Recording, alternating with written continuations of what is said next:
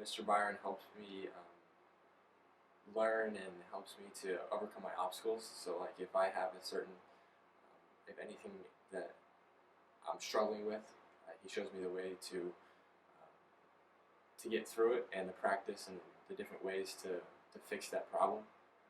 They're challenging, but they're also fun. So it challenges me to practice and to continue to work hard, but also I have a blast doing it. I love going to guitar lessons. I love going home and playing my guitar.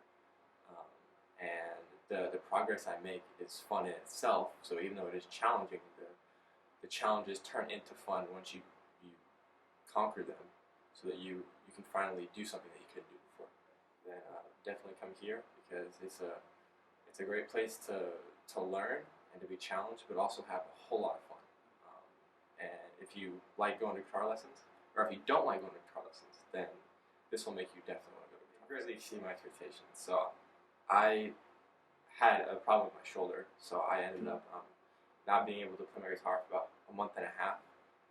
So I've only been playing guitar for maybe 3.5 or 4 months, and I've been able to do stuff that I never even thought I'd be able to do, just in a matter of a couple, 3 or 4 months.